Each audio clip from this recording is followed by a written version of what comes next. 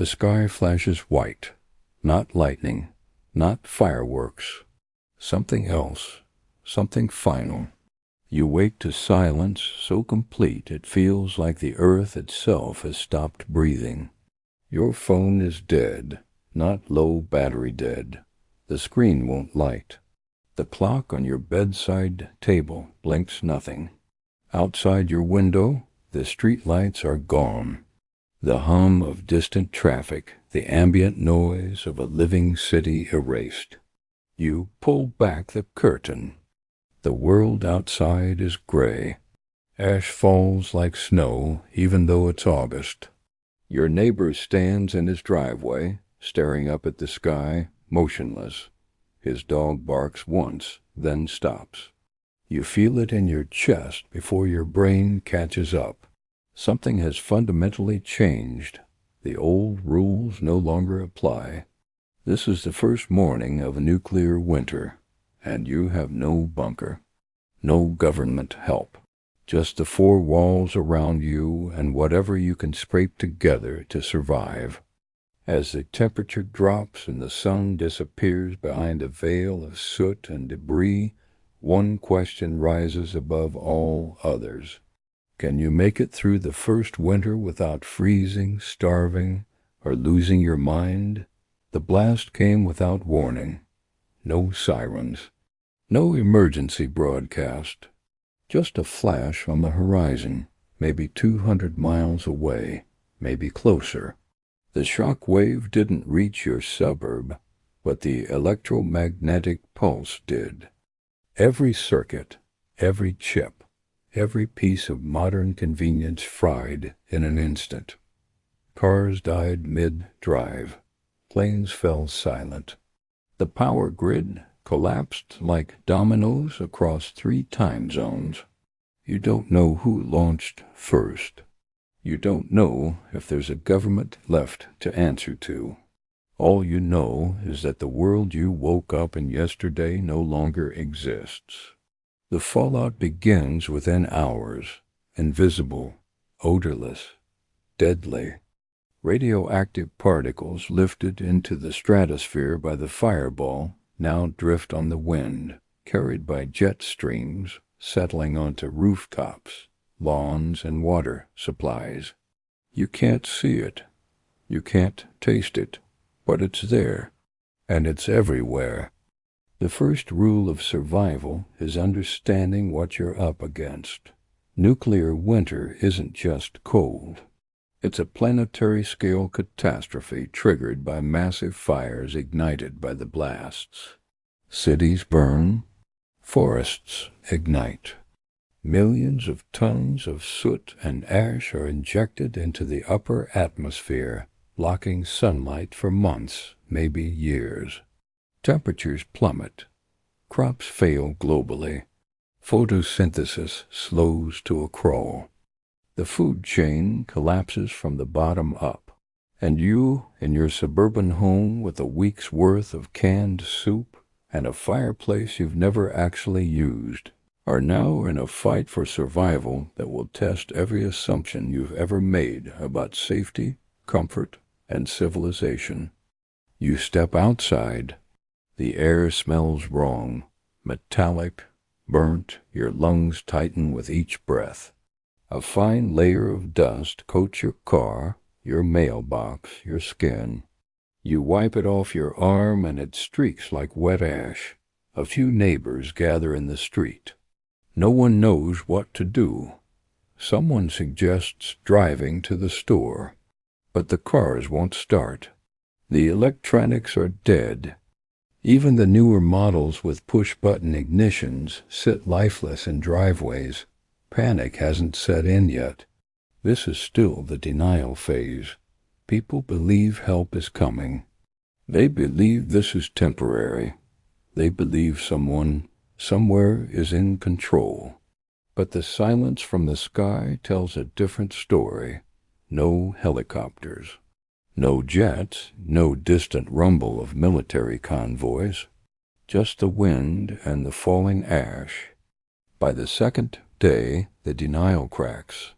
The water stops running. Municipal systems rely on electric pumps, and those pumps are dead. The toilets won't flush. The taps run dry. People begin to realize that the infrastructure they took for granted, water treatment, sewage, electricity, fuel distribution, has vanished. You fill every container you can find with the last trickles from your faucet. Bathtubs, pots, water bottles. You know this is all you'll have until you figure out another source. The grocery store 3 miles away is overrun by noon. Shelves stripped bare. Not because of supply chain failure, but because of fear. People grab everything. Canned goods, bottled water, batteries that won't work in their dead flashlights. Fights break out over the last loaves of bread. Someone pulls a gun. You turn around and walk home empty-handed. That night the temperature drops. Not by much. Just enough to notice. Just enough to remind you that this is only the beginning. By day 4, the reality settles in like the ash outside. Help isn't coming. There's no evacuation. No FEMA trucks. No National Guard setting up relief stations. The government, if it still exists, has bigger problems. You're on your own. The first challenge is warmth. The nights are getting colder. Each day the sun rises weaker, filtered through the thick haze that now blankets the sky. By the end of the first week, daytime temperatures feel like late autumn, even though the calendar says summer. By the second week, frost clings to the grass in the mornings. Your heating system is useless. Natural gas lines require electric pumps and pressure regulators. Your furnace is a useless metal box in the basement. You have a fireplace, but no firewood. You begin breaking apart furniture. Chairs first, then a bookshelf. You burn it carefully, rationing each piece, knowing that once it's gone, you'll have to venture outside for more. But outside is dangerous. Not just because of other people, though that's a growing concern. The fallout is still active. You don't have a Geiger counter. You don't know how much radiation you're absorbing with each breath, each step, so you improvise. You tape plastic sheeting over the windows and doors. You seal the cracks with towels and duct tape. You create a small, contained living space in the center of your house, one room, away from exterior walls, insulated as much as possible. You move your sleeping bags, your food, your water into this space. It becomes your survival pod. The rest of the house is abandoned, too cold, too exposed. You live in a space the size of a large closet. Your family, your dog. Body heat becomes your primary source of warmth. You layer clothing.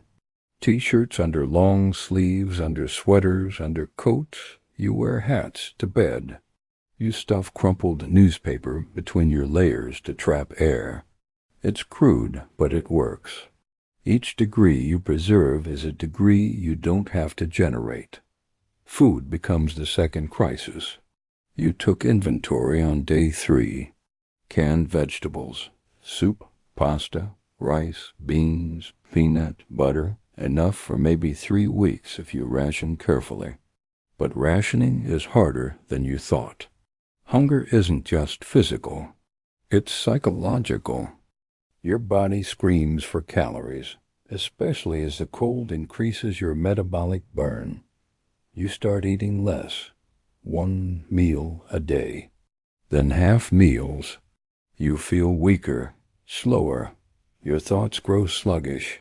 You realize that starvation isn't dramatic. It's a slow fade, a gradual weakening, a loss of will as much as body mass. And then there's the vitamins. You didn't think about vitamins. No one does. But after 2 weeks of rice and beans, your gums start to bleed.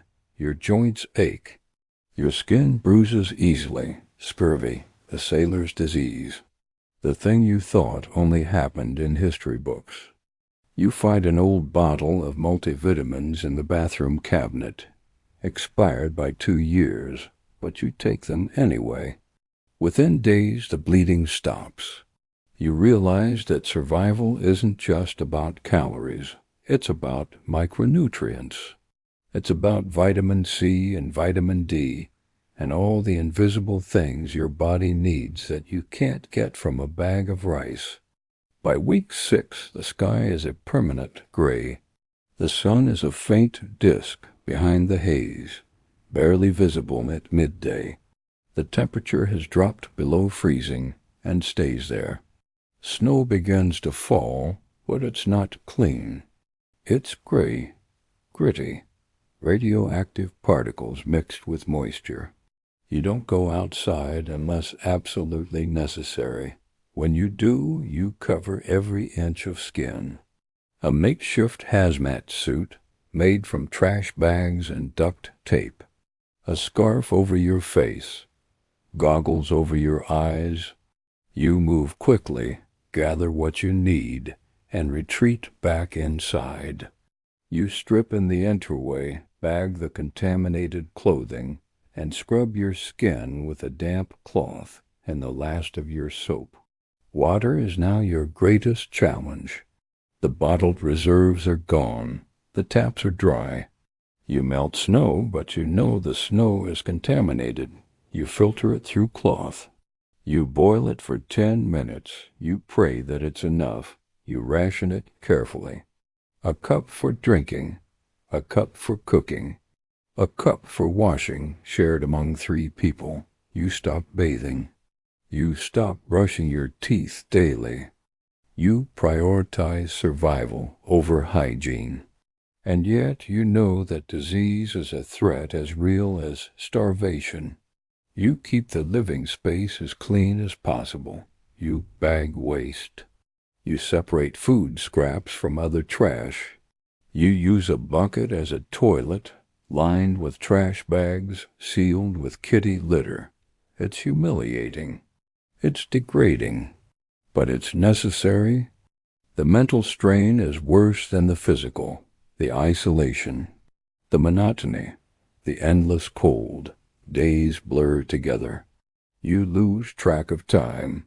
You mark days on the wall with a pencil, but sometimes you forget. You sleep more than you should, not because you're tired, but because sleep is an escape. Your family begins to fracture under the pressure. Small arguments become shouting matches. The stress of survival strips away politeness, patience, and pretense. You see each other at your worst. And yet you cling to each other, because the alternative is facing this alone. And that's unthinkable. You think about your neighbors. You haven't seen them in days.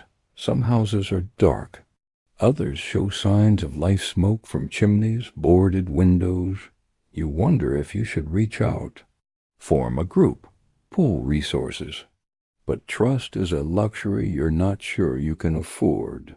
You've heard stories, rumors carried by the few people who still venture out. Looting, violence, desperation turning ordinary people into threats. You keep your door locked. You keep your curtains closed. You keep a knife within reach. By week 10, you understand that survival isn't about the big dramatic moments. It's about the small, boring, repetitive tasks. It's about the things no one thinks about until they're gone. You've learned to sprout beans. You take dry lentils, soak them in a jar with a little water, and within days, tiny green shoots emerge, fresh, alive, packed with vitamin C. It's not much, but it's enough to stave off scurvy. It's enough to give you hope. You've learned to manage waste, to seal and store trash, to prevent vermin. Rats are a growing problem. With the collapse of sanitation systems, they've multiplied. You hear them at night, scratching in the walls. You set traps. You seal gaps with steel wool and caulk. You've learned to improvise heat sources, candles, not for light, but for warmth. A single candle in a small space raises the temperature by a few degrees. You build a makeshift heater from clay pots and tea lights. It's not much, but it's something. You've learned to shield yourself from radiation. You pile books against the exterior walls. You move heavy furniture to create barriers. Every layer of mass between you and the outside world reduces exposure. You don't have a Geiger counter, but you follow the old civil defense guidelines: time, distance, shielding. You minimize time outside. You maximize distance from contaminated areas. You maximize shielding in your living space. You've learned that morale is as important as food. You play cards. You read old magazines by candlelight. You tell stories. You enforce a routine. Wake at dawn. Eat a small breakfast. Perform daily tasks. Eat a small dinner. Sleep. The routine gives structure. Structure gives purpose. Purpose keeps you sane. You've learned that community, even in small doses, is survival. You cautiously reach out to a neighbor. You trade a can of soup for a bag of rice. You share information. You agree to watch each other's homes. You realize that humans aren't built to survive alone. We're pack animals. Cooperation is coded into our DNA. By month 4, the world has settled into a new, brutal equilibrium. The initial chaos is over. The weak have died. The unprepared are gone. What remains are the stubborn, the resourceful, the lucky. You are one of them, not because you were special, not because you were a prepper or a survivalist, but because you adapted, you learned, you endured.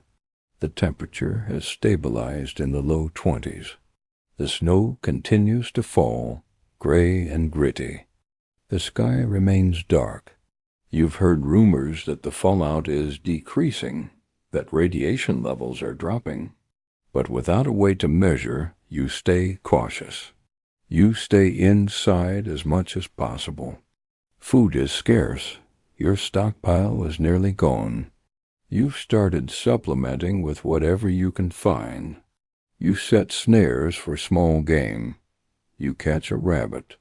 It's thin, nearly starved itself, but it's protein. You cook it thoroughly, knowing that disease is a risk. You've planted seeds indoors near the one window that still gets a faint glow of light. Potatoes. Beans. They grow slowly, but they grow. You nurture them like children, because they represent the future. They represent the possibility that this won't last forever. You've lost weight. Everyone has. Your clothes hang loose.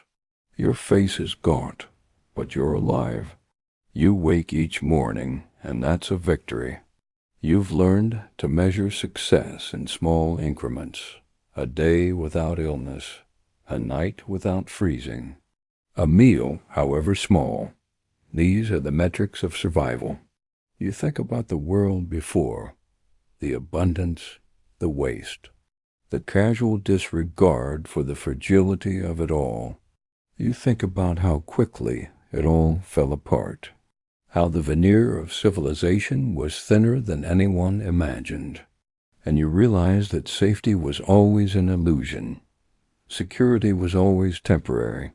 We lived on borrowed time, propped up by electricity and trust and the assumption that tomorrow would be like today.